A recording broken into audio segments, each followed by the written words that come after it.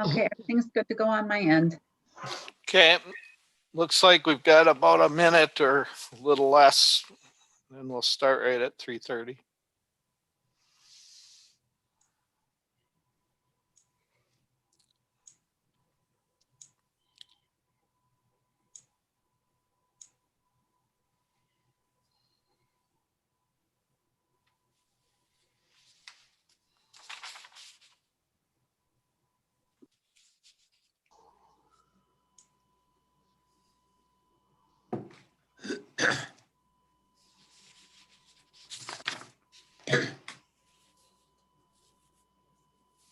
All right, it's 3:30. We'll call the January 13th Executive Committee of Dunn County to order. Let the rolls show that everyone is here. Maybe I should list them.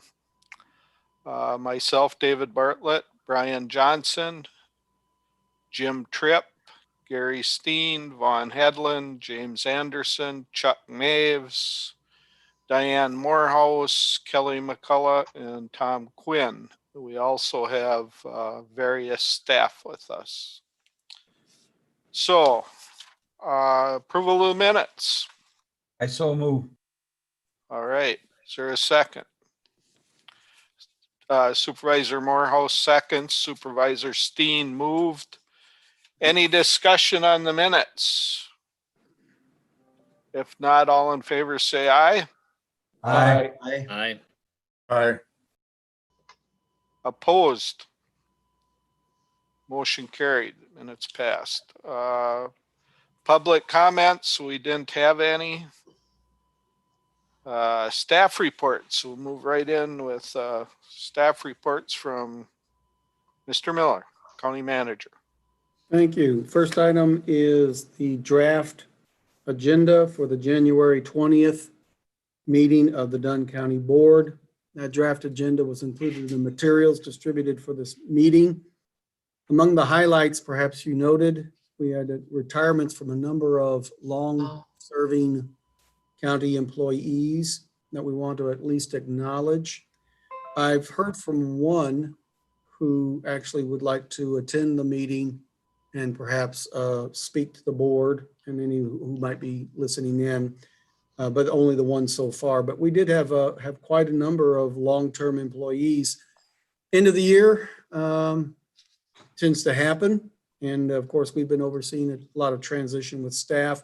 It's a testament to what a good organization Dunn County government is to work and be a part of, that we have so many employees who have served for so many years. But it's a generational thing. People are looking forward to moving on to the next chapters of their lives. So the rest of us are left to struggle through without their the benefit of their institutional knowledge and just their friendship every day.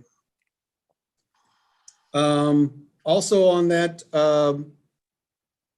agenda, of course, there'll be my report, the COVID update. We'll talk about some of these things in this meeting here.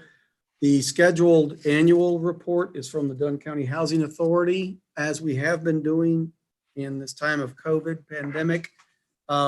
We will include the Housing Authority's report in the packet of materials, but we will not ask for a presentation. Rather, we'll ask if there's any questions.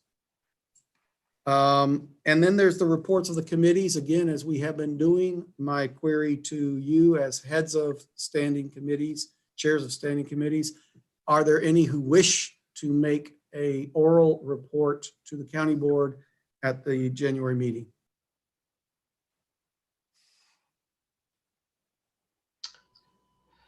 Health and Human Services always defers to you, Paul. I mean, I think it makes sense for you to discuss the COVID update and so on. So we're fine.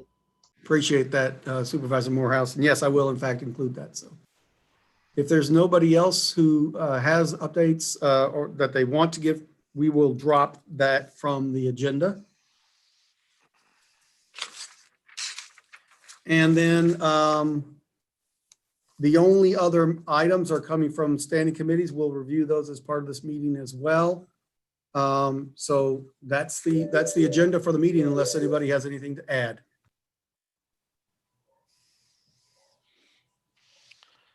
All right. Doesn't look like there's any questions or anything, so move on to. We lost him. Oh, there he is. I had to turn off my phone. We'll move on to COVID-19 update. Thank you. I did send out an email to everybody on the Dunn County email distribution list today, as I do 3 times a week. And the good news, if you can characterize it this way, is that the rate of transmission in Dunn County of the virus and the numbers of new cases has tapered off from the highs that we experienced soon after Thanksgiving, where we were having 50 and 60 a day and overwhelming our health department's capacity for contact tracing. Here in the past week, 2 weeks, that number has been much more manageable at 20 to 25 new cases per day. So we're able to do the contact tracing in a timely fashion. We also only have 3 Dunn County residents in area hospitals with COVID. That's good because, again, after Thanksgiving, we were nearly out of beds available for any purpose whatsoever because of the number of COVID patients. So those are good things regionally that we're experiencing.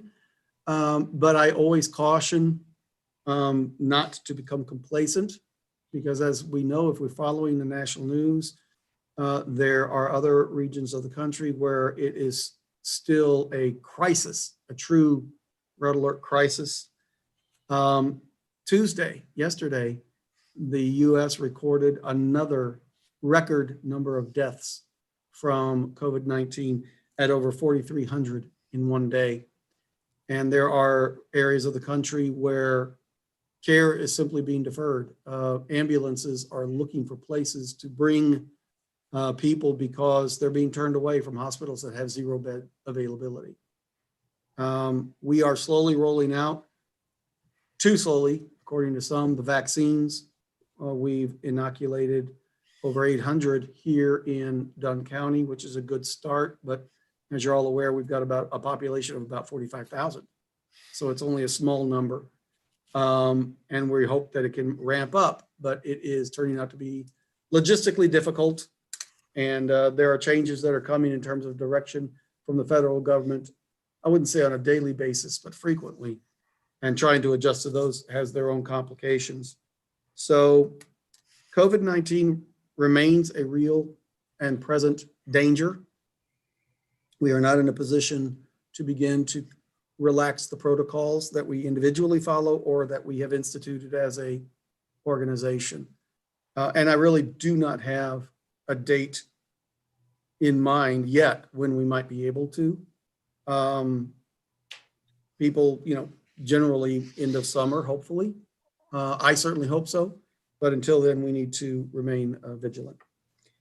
Any questions on COVID-19 update from anybody?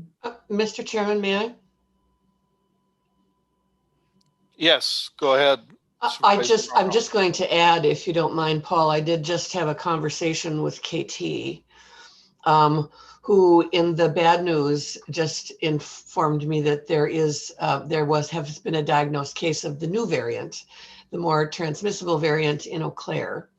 But the good news is that she will learn sometime between Thursday and Sunday if we actually will get our first 100 doses of vaccine, which is manageable with like 20 a day for the first week.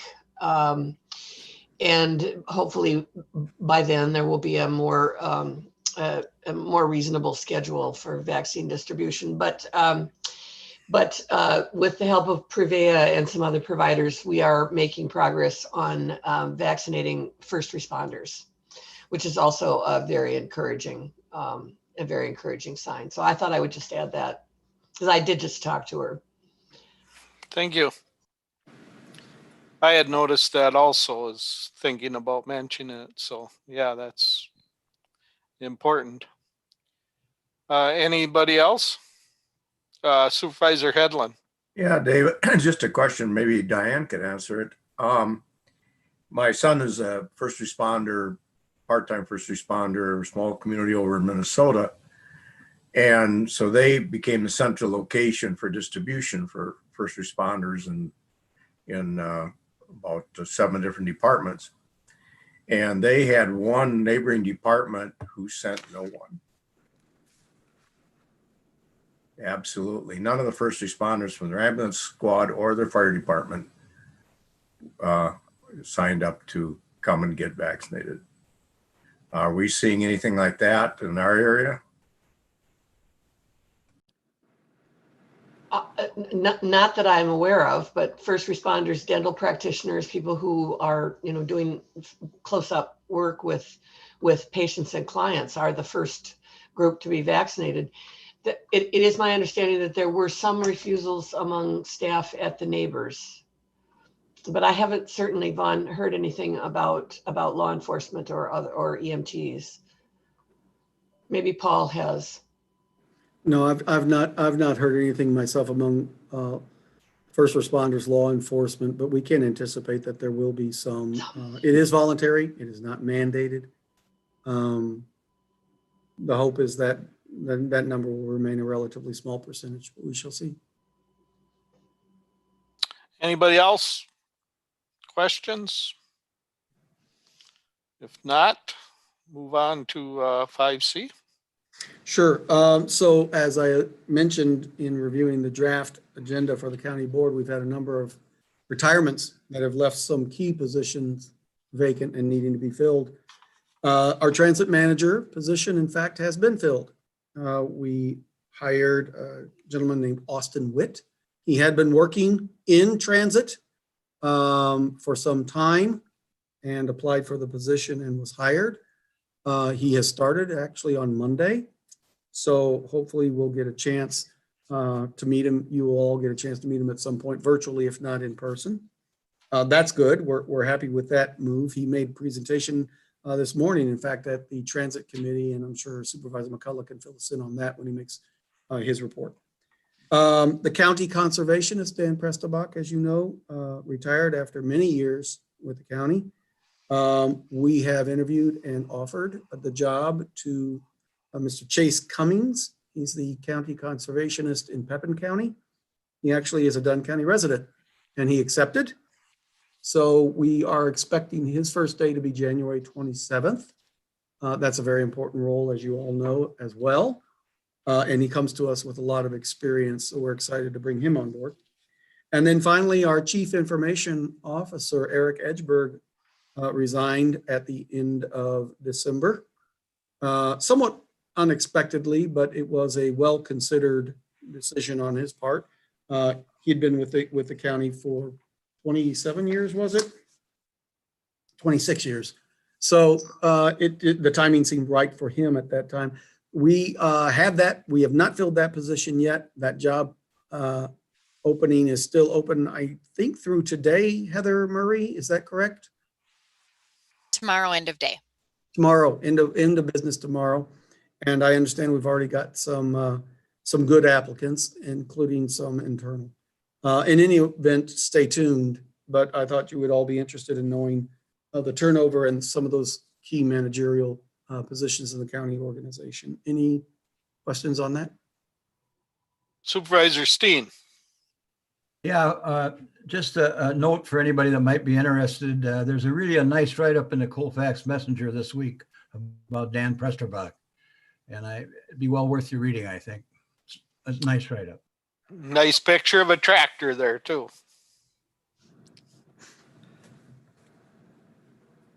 Anything else? All right. Moving on to 5D. So this topic is about capital improvement plan financing options.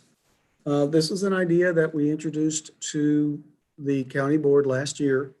The idea of coming up with a 5-year rolling plan for capital improvements and investments so that we could help smooth out the financial impact of those purchases rather than experiencing the peaks and the valleys that we experience when we do them, only on a 1 year kind of a schedule. It'll allow us to do some strategic planning with respect to financing. So we introduced that last year and would like to initiate it this year. I would like to turn it over to our Chief Financial Officer, Keith Stry, to fill us in a little bit more on the details, if that's okay with the chair. Yes, go ahead, Keith. Thank you. County Manager Miller summarized it well, at least as to the initial thought and intent on this program. It was introduced last year and endorsed by the county board at its workshop in March last year. Eyes wide openness to the initial requests identified at that time, some of the projects in the 5-year window looking forward that were anticipated to be needed. As I indicated in the memo I included in your packet, was needs for approximately $62 million of capital. Obviously, that is a significant financial impact to the county. As an organization of our size and the services that we provide, the county road infrastructure that we're expected to maintain, it's not unanticipated. But this is a new, at least in recent terms, I don't know if the county historically has done this, but it's something that is good financial planning. And given the limitations and limited funding that the county has, it's really good, as Paul mentioned, to help us smooth out the impact to the residents overall. In my memo, I identified the funding sources that were initially presented in March of last year. This is the rough draw information that was presented by departments and then summarized by myself and the county manager for presentation. But I just want to highlight, of that 62 million, $23.8 million was identified as levy funding. I think we know that under levy limits and just residents' willingness to accept that kind of hit, it's probably not realistic. So what we need to do is take a look at these projects. The county board will have to prioritize what they're able and willing to finance, prioritizing these projects, the needs for them, and as well as how much debt they're willing to take on. The single largest funding source was $25.8 million of debt. There's differing philosophies on that. Debt can be used as a way to spread the cost over those as it's being used. But again, that still is pretty significant, especially when the county, in comparison with others across the state of Wisconsin, is on the higher end in comparison.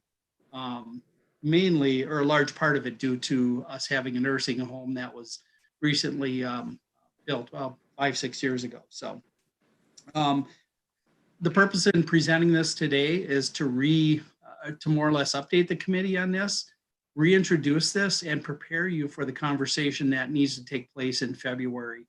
The county manager and I will be presenting recommendations and thoughts regarding this, and proposing some goals for you to consider and possibly take action on in February. If you look at the timeline that was presented and endorsed at the workshop last year, the departments are putting together right now their request for the next 5 years. We're anticipating talking with you in February about establishing your goals for financing, not factoring in those projects at this point. And then following that will be a presentation of putting together a plan, a proposed plan, much like we do with a budget, with those goals in mind, for you then to take action before it goes to the county board. So the intent here overall is to have an orderly process to take a look at things, to try to smooth things out as far as the economic impact, the debt load, and other factors, and to come up with at least a financial plan, knowing that it's fluid and subject to change during the budget process, but at least it puts it in a 5-year orderly fashion versus every year we're hit with, oh geez, this year we've got 8 million in projects. The next year we have 1 million. The following year we have 12 million. So it's really to try to spread this out and have some order to it. So that is the intent on the conversation, is just to start this tonight and open it up for any high level questions that you may have. I will, before we field those questions, add that we probably are looking at a county board workshop to finalize the CIP. It would be something that we would do every year at this time, initiate every year at this time. So our budget, it's not an extension of our budget season. The annual budget schedule will still be as it was. It'll be in addition to, we'll have the capital portion in the beginning of the year, and then toward the middle of the year, we'll initiate the budget and levy portion. So we do anticipate another workshop, perhaps at the end of February, beginning of March. We're going to, again, probably shoot for a Saturday, 8 a.m., because we know that Supervisor McCullough prefers early morning meetings. That then use that. We will also add at that meeting, by the way, we want to revisit the prioritization exercise on programs and services. You'll recall we did that a couple of years ago. We used the outcomes of that prioritization exercise to make some budget decisions over the past 2 years. But with the turnover, the change in the county board and the changes in our financial situation, our reality, we want to revisit that as well. So there's a couple of things that you can look forward to staff bringing to you in the next couple of months. Supervisor Steen. Yes, Keith, are you anticipating any new updates to us before our regular meeting? You mean the February meeting? Yes, sir. Not at this point. Really, right now, I did send out a request for departments to submit their updates. These capital projects, as well as adding the 5th year that wasn't in last year's plan. But no, there's no planned updates other than what we'll send out with the agenda packet. Supervisor Steen. Yeah, I got a question for maybe Jim Tripp and Paul and you, Dave, or anybody that might know. I see the school districts are putting a move on to try to get a 1% sales tax for schools. Does anybody have a thought on where that might go?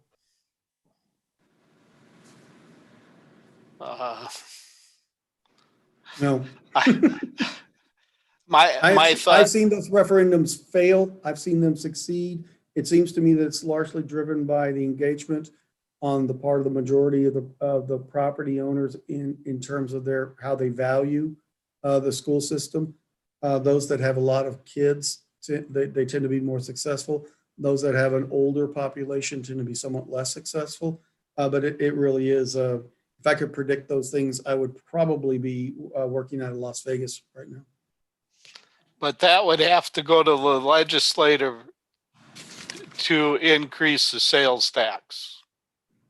Oh, yes, I understand that. And I was just wondering if you'd heard any scuttlebutt about it. And I haven't, but talking to our legislators in the past, I do not see them raising the sales tax.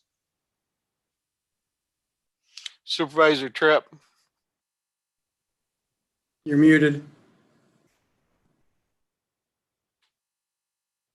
In response to Supervisor Steen's question, the WCA at least sees the new leadership in both the state assembly and the state senate as more conservative than they have been in the past. So I would echo Dave's comment that I just don't see anything like a tax increase of that kind getting any traction at all. But again, they also commented though that they were more open to discussion and willing to talk about things than the previous leadership. So they were a little bit hopeful in that regard. My question though is for Keith, and that's I'm looking at the recommended financing process and trying to coordinate this with our potential workshop meeting on the budget, which would be held in late February or March. And our timeline includes this committee making recommendations on on goals for funding resources in February. And I'm trying to reconcile how that works. Because while our board workshop on the budget wouldn't necessarily include making recommendations, I would think that a discussion at that meeting might influence how this committee might make recommendations. Does that make sense? I'm a little bit, I guess, confused as to exactly what that means to make recommendations on routine funding sources. And thank you for your question. Actually, Chairman Bartlett brought that up this afternoon in talking with him. I guess this is our first time through it together as a team. It's my understanding the county maybe hasn't done this for a number of years, and so it's a relatively new process. Maybe a situation like we had with the budget where we may need to have a special executive committee. We're looking at the executive committee as the finance committee for the county to make a recommendation at that high level of these different funding sources. Taking into fact, let's look at, for example, tax levy has got its limitations imposed by the state of Wisconsin. So our flexibility is very limited there. But that is one of those things that's outside of the levy limits. So you could make a decision on that as far as how far do you want to go with that? Is your strategy that you'll only go to 50% of principal being paid off so that over time you reduce your debt burden? Overall, those are some of the factors to talk about. So the timeline really is subject to, certainly County Manager Miller and I will put together a recommendation to you and the committee here. But if we need more time, we can certainly talk about having a special meeting. The board workshop really would be getting more into the details of all the projects that were submitted by the departments and prioritization and matching that with the goals that were established as far as what can we afford over the next 5 years. So I think that's where I see the marrying of those two, but the timing really is subject to how the conversation goes. Thank you. I think just walking through it like that helped me to clarify the process. Any other questions on this? If not, read the packet that Keith sent. It's, if nothing else, it'll put you to sleep, but there is some interesting stuff in there too. So I had some time this afternoon, spent a lot of time on it. Supervisor Tripp. I had a chance to go through it yesterday as well. And while to me, a novice and I'm not an expert on finance by any means, or budgeting for that matter, but it seemed like a reasonable and logical process that we could adapt to Dunn County. Is there any reluctance, Keith, on your part, or Paul or Dave, to adapt to a plan like that? I mean, are there any downsides to this that I wouldn't be able to recognize right away? I don't think I'll throw my 2 cents in. I think just talking about it last year made us aware of it, the budget process.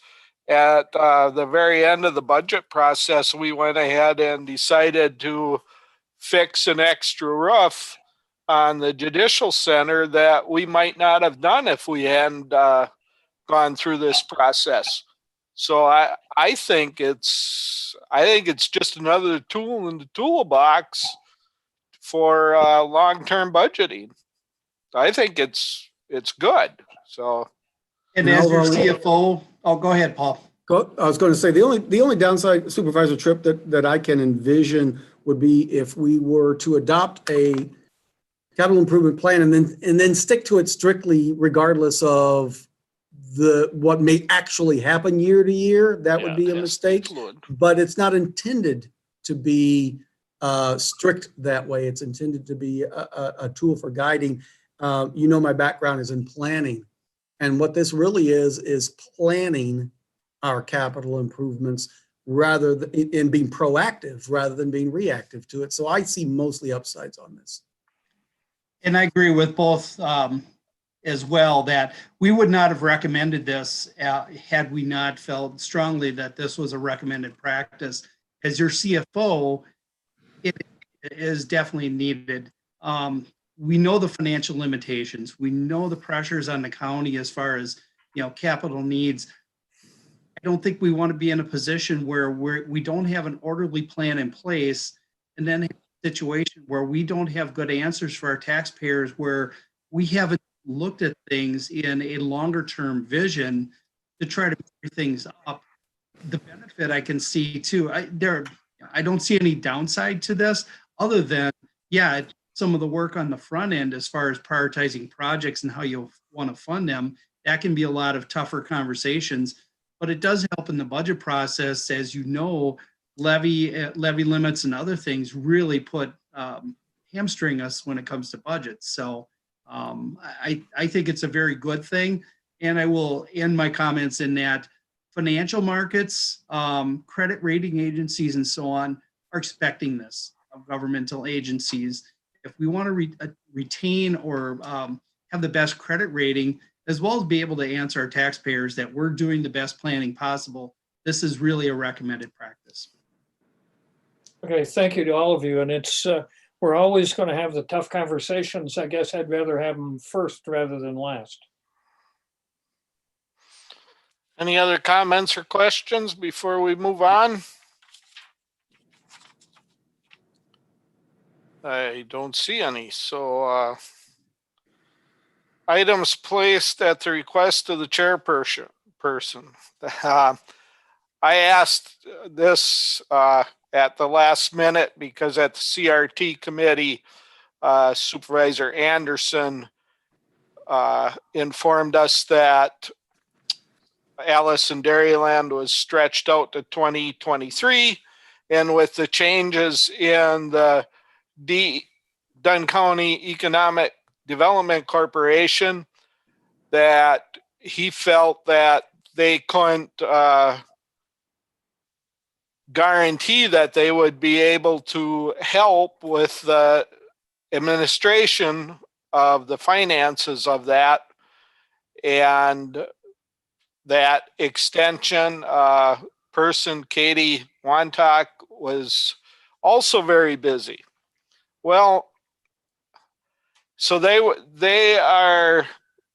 we're going to tomorrow say that Dunn County wasn't interested in Alice and Dairyland at this time. I feel it's an important thing for the county. It's evidently tough to get. It doesn't come to your county every day. And we're on the list. And I guess I feel that we don't know what's going to be here in 2023, but the county board did endorse this. And so I wanted to have a little discussion because I feel maybe we shouldn't say we won't do it in 2023. Maybe we should say we will, and realizing that maybe the county might have to take a little bit get more involved in the process, maybe not, but we don't know what's going to happen in 2023. But I think it's important for our county, and it's not hundreds of thousands of dollars either. I think Supervisor Anderson gave me a figure of about $35,000. But a lot of that ends up getting offset by donations and stuff. It depends on the crew you have and how it gets worked. But I guess that's my feeling, so I throw it out there for discussion. To hear your feelings, I guess, what you think on it. Mr. Chairman, Chairman? can I Yes. ask a question of Mr. Anderson? Yes, go ahead, Supervisor Morehouse. Does Katie Wantock not want to do this, Jim? Or she's too Otherwise, but I mean, she had lots of the groundwork already laid, right? She had committees and fundraising committee and. Mr. Chairman, Go ahead. thank you. First, thank you, Chairman Bartlett, for calling me yesterday morning real early and wanting to add this to the agenda after I made the announcement at our CR&T committee meeting the previous evening. And I think it is important, so I thank you. I can kind of quickly update you if I can and where we're at to maybe answer all of your questions regarding Allison Dairyland. I'll try to be brief on this. So back in 2019, in May, at one of my first meetings as chair of CR&T meeting, Eric Turner was at the meeting, executive director of Dunn County EDC. Katie Wantock was there, and I am, as you know, very interested in rural tourism and agriculture.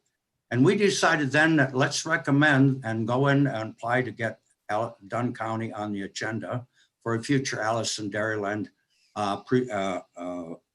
designation in Dunn County. And shortly after that, I got a call who was Secretary of Department of Ag, Trade and Consumer Protection, Sheila Harsdorf, a friend of mine and many of yours, who called and said, Jim, I won't be secretary very long, but we'll move your application up. And I appreciated that. Well, then shortly after that, about 2 months later, we heard that Dunn County was awarded for 2022. That means we would have the events in March, selecting and the candidates, and then the big event in May of 2022. Well, as all of you know, change. There's been many changes. First of all, Eric Turner got sick. He died in December, but his secretary continued to work with us, and we had numerous meetings and planning for all of this. Then, of course, Dunn County Economic Development Corporation has changed drastically, as you know, and no longer has a secretary, no longer has an office space in the city hall. And our new executive secretary of Dunn County EDC is working at home remotely with no secretary and does not have the capacity, the financial, to be handling all of financial and all of the things that needed to be done. With that, and with the fact that when I talked to Katie Wantock, and who's very busy next year with the Farm Technology Days, and I will not be chairman of the CR&T committee if we're delayed to 2023, because I'm telling you right now, not officially, but very unlikely that I'll be on the board at that time. So we'll have all new players, change. And if we want to do it again, I think Katie and I agree that then we should start all over. Gary Steen is the new president of Dunn County Economic Development Corporation, following me as my presidency. We could leave it up to Dunn County Economic Development Corporation, the Chamber of Commerce, tourism person, and maybe somebody else within the county. But I don't think it's going to be Katie Wantock's leadership or mine or the Dunn County Economic Development can do it. And that's why we are saying we want to withdraw Dunn County. And then if somebody else wants to do it, great. We'll step up. Dunn County can maybe be on it again in 2024 or some other future date. Right now, that's our recommendation. Thank you, Mr. Chairman, for giving me an opportunity to explain this to everybody. That's where I stand.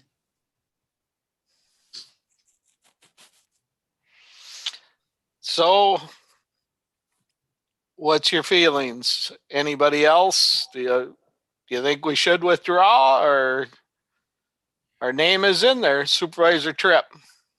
I just have a question about timing. At what point is there some kind of a drop dead date by which we either have to withdraw or take on the project, or can you help me out there? Can I answer that question, Mitch? Yes, go ahead. Thank you. Well, originally, again, I can go back and say we were scheduled to do this in 2022. And then, of course, when the COVID hit, Walworth County was not able to host the Allison Dairyland. So the Department of Agriculture said, we're going to let you have another year. That's why it got extended a year later.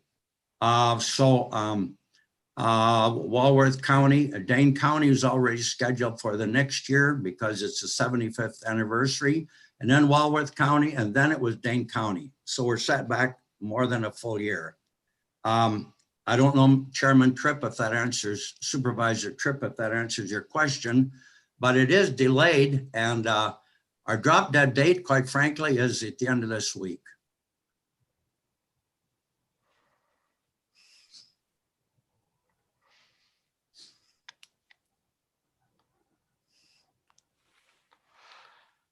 Supervisor Steen. Yes, I would like to see us take advantage of this, but if we want to move ahead, we don't have the resources at the EDC to do what we said we were going to do. So it might take some commitment by the county to do some of the financial stuff. And Jim, you correct me if I'm wrong here. That was part of our deal. Am I right? Well, a part of the deal was that Dunn County EDC was going to handle all the financial work, collect the money, write out the checks. Cherie was the secretary. She was going to be very involved from Dunn County Economic Development. We don't have that secretary. We don't have those funds. We don't have the capacity to have Dunn County. And it's a year later than we originally planned, and there'll be totally all new people involved. That's the second thing. You won't have the leadership of Dunn County EDC. I'm not saying I was important in this, but yes, I was the instigator. And I'm not making a public announcement, but I'm not going to be around in 2023 to lead this from a CR&T standpoint. And Katie Wantock says she's very eager to help, but not be the leader. And Mr. Chairman, Chairman Bartlett, if you or anyone else cares to call Katie, she told me, please feel free to call her and ask her opinion on this as well. I don't want to speak for her, but that's her opinion. And I feel I concur. She and I are in full agreement. Thank you, Mr. Chairman Bartlett, for allowing me to share with everybody the feelings on this and where we stand. And in the future, if Dunn County wants to do it, I'll be right in line to help in any way I can. Mr. Chairman, Supervisor Morehouse. I probably didn't ask this question very well of Jim earlier. Katie had done a lot of work already. Am I correct about that? Establishing committees, working on fundraising. I understand the record keeping and the check dispersal and so on. Hasn't a lot of the planning work and the recruiting of volunteers, et cetera, already been done? Mr. Chairman, may I answer that? Yes, go ahead. Yes, Katie started as chairman of this. I met with them. We would meet once a month, sometimes twice a month. Cherie of Dunn County EDC would always meet with us. There were other people in the community, about many 4-H leaders and everything, and we would meet a few times. And once we realized that the COVID hit, we stopped, and or that Walworth County, and we were back, we stopped meeting. And we decided that we haven't met now since last December, or I guess January. And of a year ago now I'm talking about.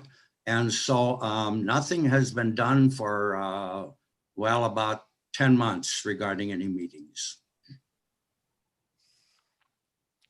Well, I guess my thought was that if we couldn't find anybody else in the county, the Chamber of Commerce or any other organization that would like to help with this, we still have a conservation department, and they could probably, between that and extension, I would think that the county should be able to handle this. It's saying you're going to do something 2 years from now, and the people are all going to change. Maybe a lot of us won't be here, but it's good for the county.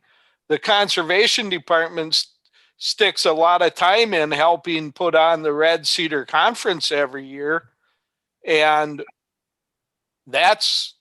I'm not saying that's not a good thing or whether it's better or worse than the Alice, but the Alice and Dairyland thing is kind of a once in many year attraction. And it's something that would, I think it'd be great for Dunn County. And that's why I just didn't want to let Supervisor Anderson tell them, no, we're not interested anymore without discussion. I'd really like to hear some more of you on your thoughts. Supervisor Tripp. Prior to Supervisor Anderson really taking the bull by the horns and getting this Alice and Dairyland going, CRT had discussed the possibility in past years. And one of the key components for a successful Alice contest is a person who really is committed to the program and will act as the liaison, the driving force. They may not do all the fundraising, but they're going to have their handle on that. And I think without that single individual, this would be very hard to pull off.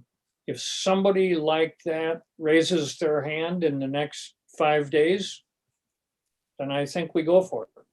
But without that single individual driving force, I think it's going to be very difficult to pull this off successfully. My other thought is, and Supervisor Anderson mentioned this early on, he and Katie Wantock, I believe, agree that might be better to pull out now, reapply at a future date when we know we can do it right. And I would agree with that. Supervisor Johnson. Thank you, Chair Bartlett. Supervisor Anderson, if we pull out now, how many years down the road would you expect we could be involved in it again if it would happen? Mr. Chairman, good question, Brian. Ordinarily, when you apply, you can expect to wait 3, 4, or more years. I think we got in a little earlier because Sheila Harsdorf was a friend of Dunn County. And so if we were to withdraw and apply again, I expect it would probably be somewhere in the realm of 2024. And that would be my estimation. Maybe a year later than we're looking at 2023 right now. When March is a big event, and then May, of course, is a huge event. Meanwhile, of course, there's events every month in Dunn County. Supervisor Johnson, go ahead. Well, if we'd only be out a year, we'd give us or year or two, it would give us a year or two to find someone to take the bull by the horns.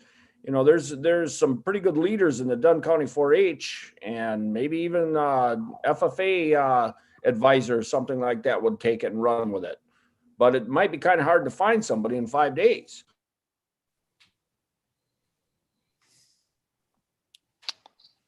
Anybody else? Supervisor Quinn. Yeah, just Jim, I wonder whether, I kind of agree with Brian, what Brian just said. I wonder if, who do you have to, I'm wondering who you have to inform about our decision to drop out. Is that the Department of Agriculture? That is correct. Department of Agriculture, Trade and Consumer Protection. They supervise this program and they make the final decisions. Because I'm wondering, you know, they've already had to make a bunch of adjustments because of COVID in terms of moving things around.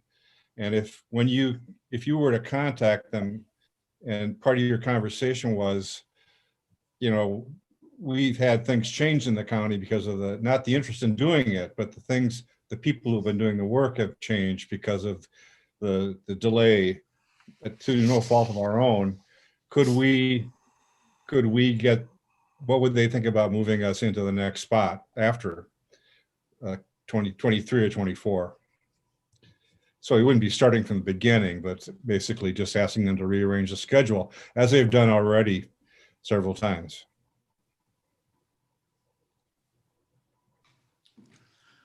Mr. Chairman, that is a suggestion that we can certainly offer to the Department of Ag, Trade and Consumer Protection and ask them if from your advice, council, that we should say, can we stay on the agenda, but possibly at a later date? Is that what you're saying?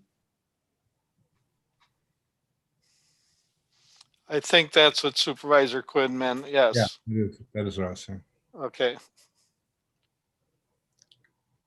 We have, Supervisor Maves. Thank you, Mr. Chair. Yeah, I too would like to see it here. I would not like to give it up, but if I guess I agree, I yield to the wisdom of those that have been involved, very active. And if it is their opinion that without a designated person driving it, it would not work out the best. I guess I like the idea of asking to be put on the schedule later on. I think that's a very good idea. So I guess for now, unless we can find somebody that will actually step in and be that lead person, I'm afraid, I think I would have to say, let it go. All right. I guess that's what I'm hearing. So Supervisor Steen. Yeah, just a couple of comments here. I think that the board here has to decide if they think that's a worthy thing to pursue, and would it be a feather in our hat? And if it's worth pursuing, then it's worth pursuing right. And what I'm hearing here is we're going to look for somebody to do it for us. I think if we're interested in doing it, we got to make sure that we do it right. And that would take a commitment from the board, I think. We don't know how we'll end up. Maybe we would find somebody that would be very, very good at it and could do what we wanted. But whether we decide to wait a year or whatever we decide, when we decide if we want to pursue it, there's two ways of looking at things. We wait for it to happen or we make sure it happens. I'm from the school that we make sure it happens if we're going to do it. And that will require some commitment from the county. And I guess that's where I'm coming from. Supervisor Quinn. I agree with Supervisor Steen on that. I think, speaking from the Land Conservation Department, we would, if the county wants to do this and move ahead with it, we would begin asking staff to think about how they could free up resources to help with this and participate in the planning of it. But that's going to take some time. And yeah. Supervisor Steen and then Supervisor Tripp. I would say there's probably nobody on the board that can remember this, but when I was in grade school or early high school, we had an Alice in Dairyland from Colfax, Sylvia Lee. It was a big deal for Dunn County. It was certainly a big deal for Colfax. I don't recall, Jim Anderson, if we've ever had anybody else from Dunn County to be Alice in Dairyland. So I think it'd be a feather in our hat if we decided to do it. Just give you some background on it. Okay, Supervisor Tripp. First of all, to Supervisor Steen's comment about Sylvia Lee, she was the Alice in Dairyland at the grand opening of a store I worked at in Rice Lake in 1963. So she stood right next to me and helped me pack groceries. But more pertinent, and this gets to your comment and Supervisor Quinn, the commitment that the board would make, everybody knows, is primarily budgetary. If we're committed to this, then we ought to put some money in the budget that would help to pay for that staff time if our conservation department is indeed going to do that. And I think that's the kind of commitment that we've really got to offer if we're serious about this. And, personally, I would be in favor of that. I was in favor of Alice in Dairyland years ago before we thought it was the right time. I was in favor of it when Jim Anderson announced it a couple of years ago. I'm in favor of it now. But again, I will go back to what he said. If we're gonna do it, let's not do it haphazardly or half-heartedly. Let's do it in a way that it's gonna be successful, and that might start with a budget commitment. And I guess that's exactly what I was thinking of, that if we told him not to do it, that we would plan on next year starting to think about putting resources in, because they would have to start working on it sometime in 22 to put this, get this going for 23. But I understand the hesitation and stuff also. So this isn't an action item. It was just to see what the feelings are. And I think, Mr. Anderson, the feelings are that you go ahead and do what you had planned to do. Thank you, Chairman Bartlett, and I thank you for the opportunity to discuss this and getting feedback from all of you. Much appreciated. Yeah, I felt it was more important than just dropping it completely. Supervisor Steen, you have one last thing? Yeah, as I recall, Sylvia was a very good-looking blonde. Are you still smitten with her, Jim? Oh, you'd bring that up, wouldn't you? I dated her. I am. No, she was a real sweetheart, as I recall. All right. Thank you. It was And good aren't we discussion all anyway. old? Moving on to 7 then. Consideration of actions to be taken by the executive committee. One is to authorize a petition regarding October 2021 county board meeting date. I guess I need a motion for that. Supervisor Steen moves, Supervisor McCullough seconds. Any discussion on this? I think we all know why we do it. Moving that one ahead for the budget timeline. So all in favor say aye. Aye. Aye. Aye. Opposed? Motion carried.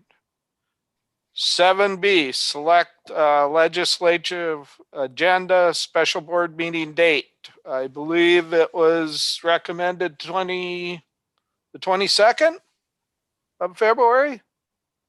I didn't write it down and I can't remember where I read it, but someplace. That's correct.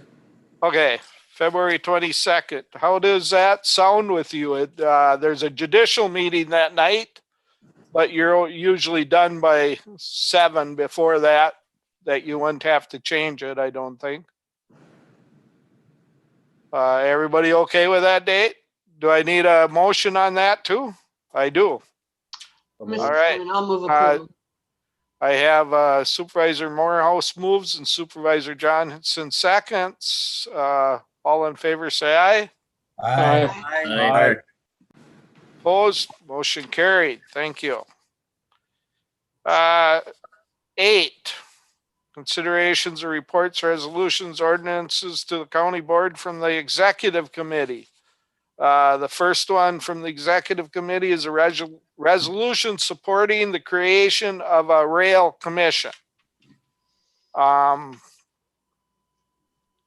Early in December, I got a notice of a meeting they were going to have, inviting all the municipalities that were listed in that.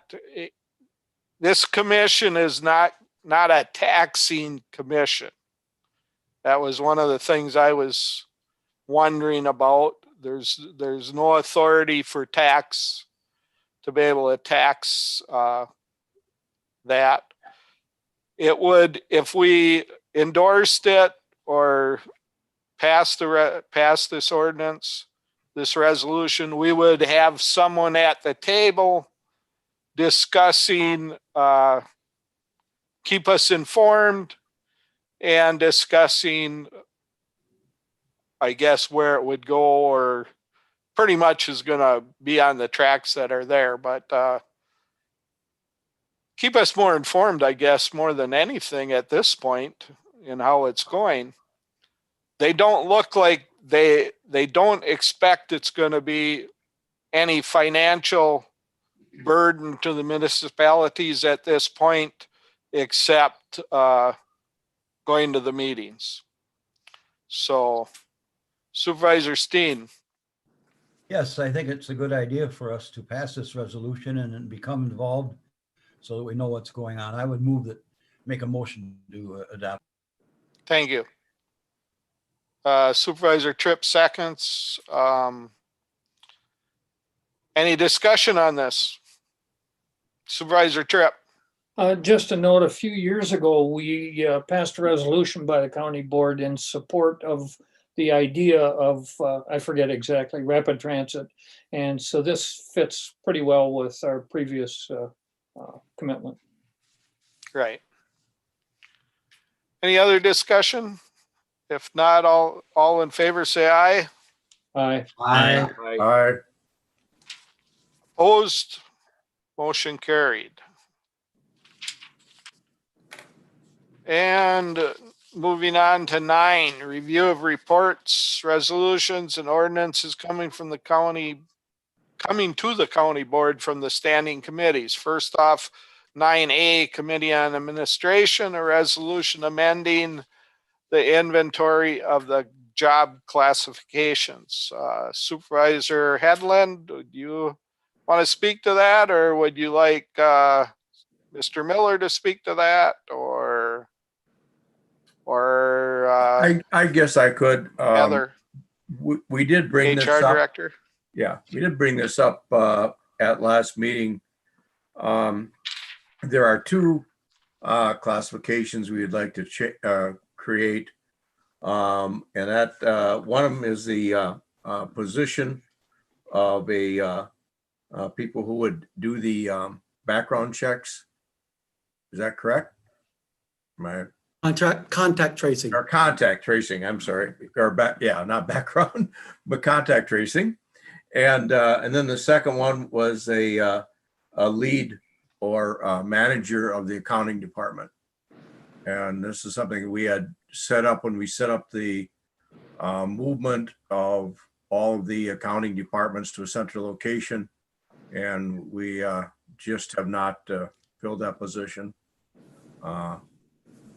up to this point. So anything else like that, Mr. Miller? No. Clarification on it's the senior accounting manager position, which is an organizational change to recognize, as Supervisor Headland said, the consolidation of finance into a single division. Anything else to add? Any questions for anybody?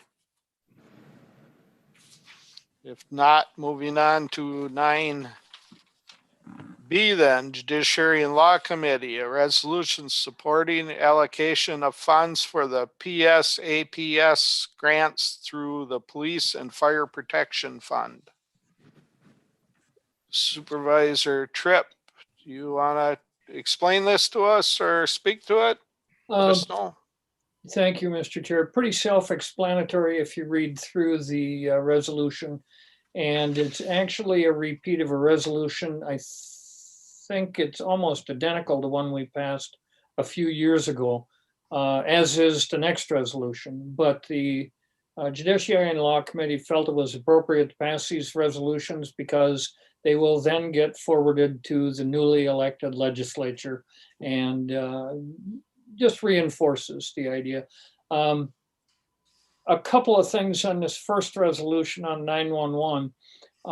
There is a Police and Fire Protection Fund that is already statutorily obligated to help fund 911. And that money comes from a tax on utilities, and I'm not going to go into it, but that money is already there.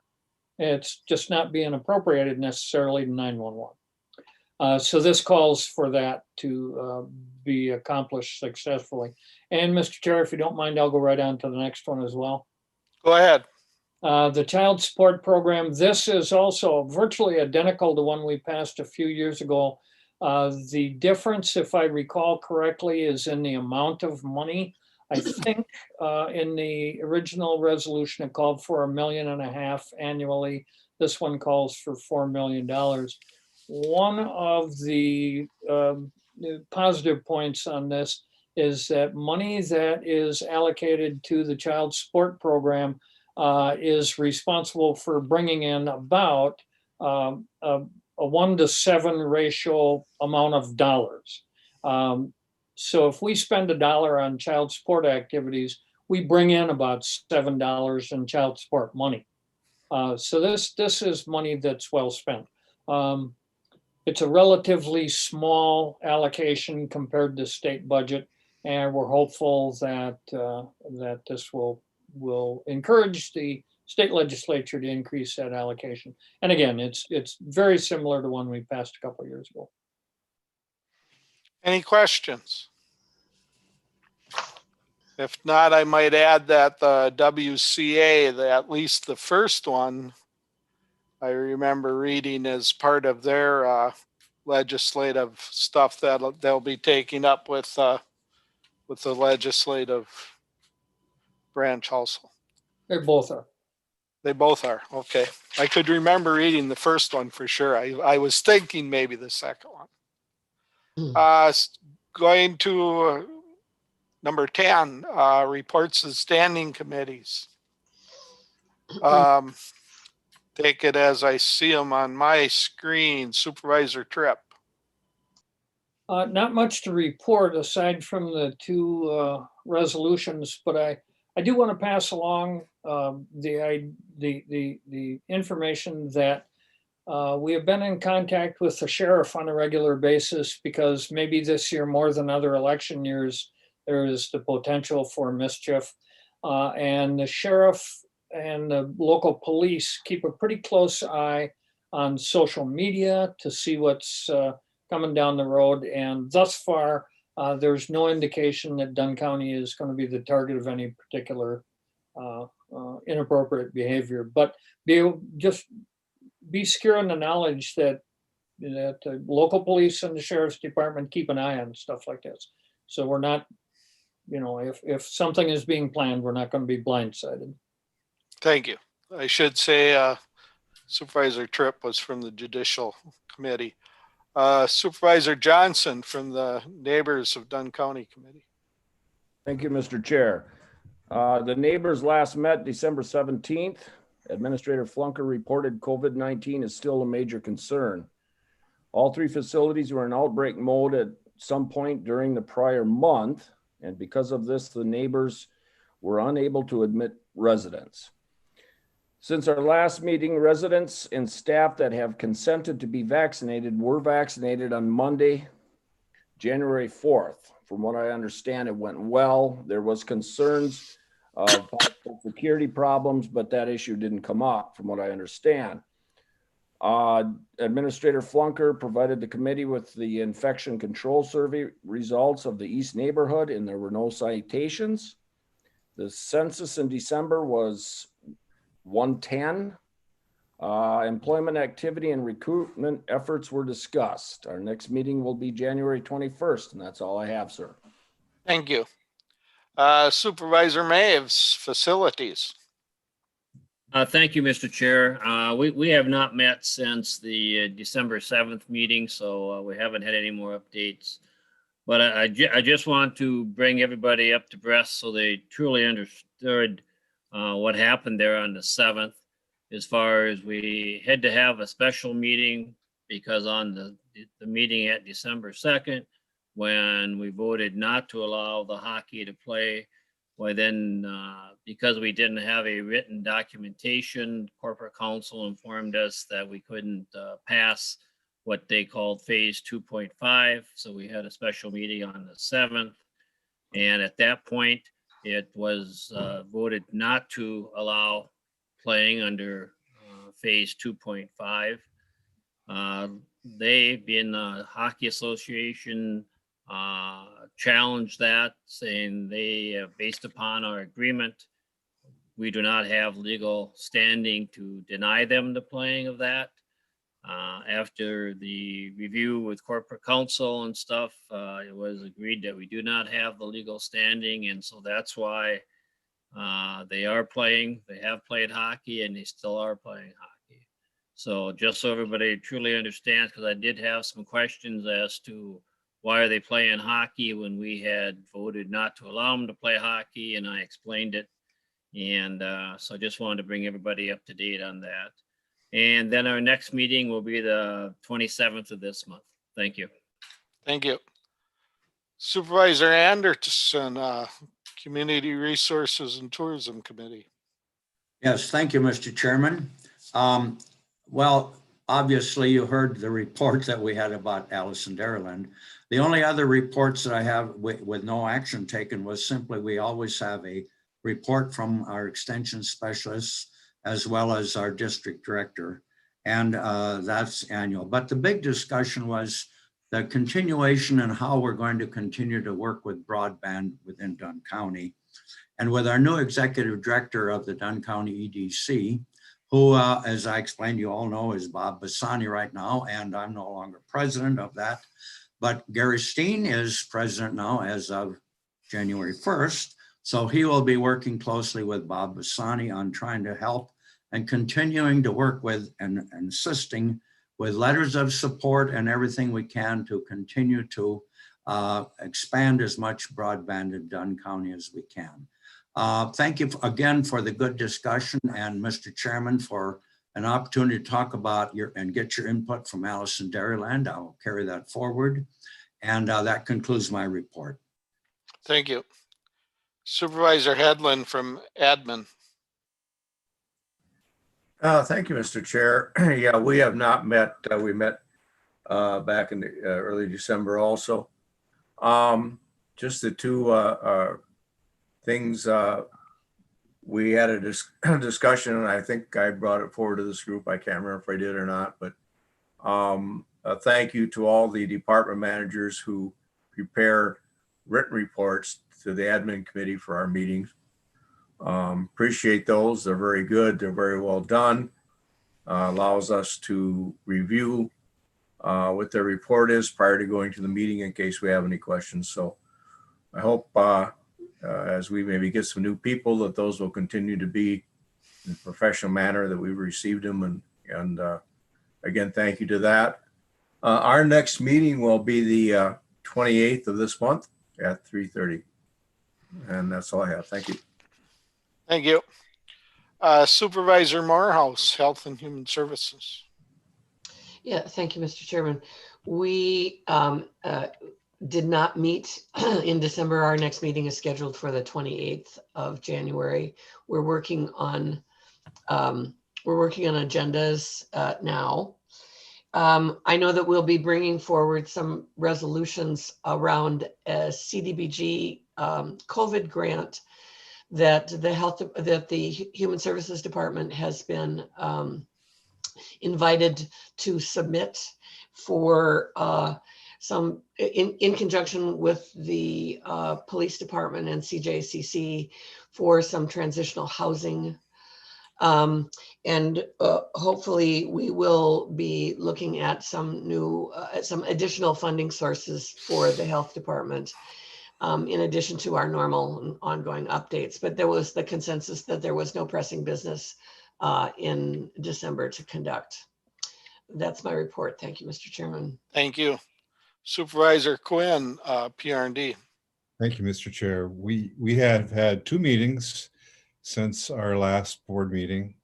The meeting before Christmas, we had a chance to say goodbye to Dan Prestebach and enjoyed probably a 30-minute little slide presentation that staff put together that had a lot of really good pictures from throughout Dan's career. And it was really interesting to see the pictures and to see old pictures of Jim Forrester. I'm not sure if anybody remembers him or not, but Jim was in a lot of them, the early ones. So that was really a good opportunity to say goodbye in a proper way.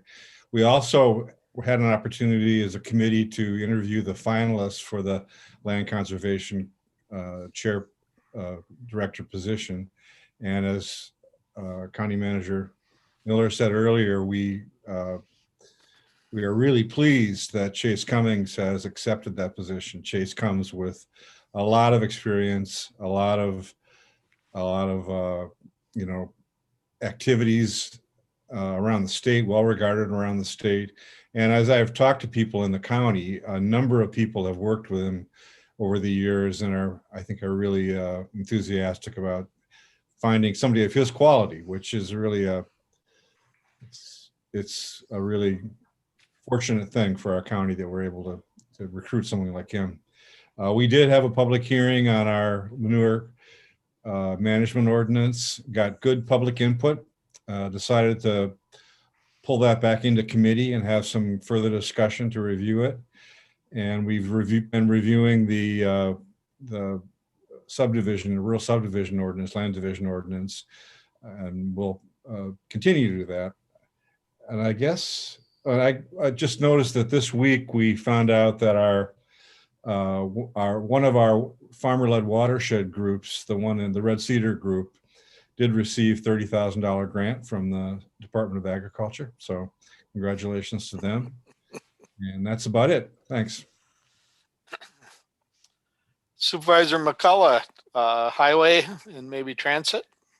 Absolutely. Thank you, Mr. Chair. I will go with transit first, since that's the first meeting we had this morning. We were very pleased with Austin's report. He is doing a really good job of, as you know, brand new, transmitting information to us in a useful and easily read way. So that's very nice. He'd given the reports, at least in part, for the past couple of months, and we've been very pleased with those. So I'm glad to see that decision was made. That's the big thing on transit at the moment. On the highway side, we have been fortunate in weather in terms of we still have a very large salt sand pile that we may in fact have to cover with plastic, which we're excited about because that would save us a great deal of money. And also, well, you know, this has been lovely for all of us. A lot of retirements in highway as well. I believe we are filling 6 positions there. I think the biggest thing we had on our agenda today was a ongoing discussion about the ATV routes and opening up county roads to ATVs and what's the best way to do that. And that will be continuing next month. And I think that covers everything that we really looked at. Thank you. So that would be my report. Thank you to all of you. Next meeting, February 10th. Anything else? Any other announcements? Supervisor Maves. Thank you, Mr. Chair.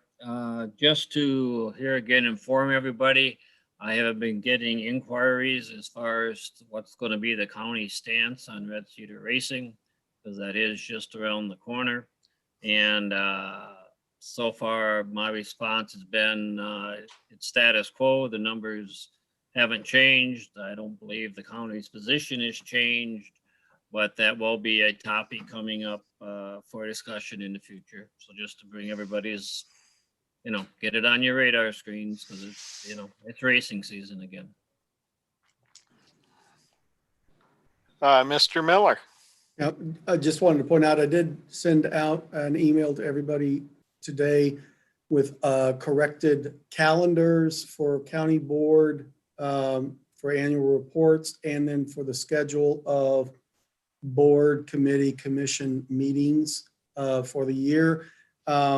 Supervisor McCullough and Supervisor Tripp had expressed some concerns about committee assignments and even questions about, you know, what committees meet when and what are the memberships. So this is part of the effort to address that, something that we anticipate doing annually from now on. So if you haven't already checked your emails, please do so. Those 2 documents hopefully will prove useful to you as supervisors in terms of the schedule of meetings. Supervisor Morehouse.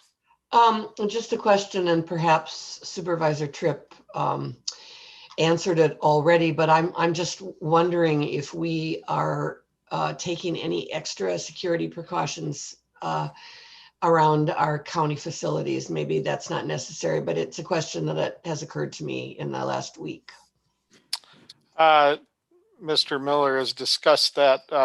Mr. Miller, you've got the answer for Yeah. that? Yes, I did have a discussion with the sheriff about that. He assured me that they have a heightened awareness of the possibility of demonstrations or gatherings, especially around next Wednesday. And he's coordinating with Chief Atkinson, Chief of Police for the city of Menominee. We anticipate that if there are going to be, they'll be centered in the city where, around one or more, City Hall perhaps, or perhaps a county building. So at the very least, a heightened awareness is in place, and presumably the necessary steps should, in fact, there be a gathering that needs to be responded to or monitored. Any other questions or anything to announce before we adjourn? Seeing nothing, we'll adjourn and see you next Wednesday at County Board.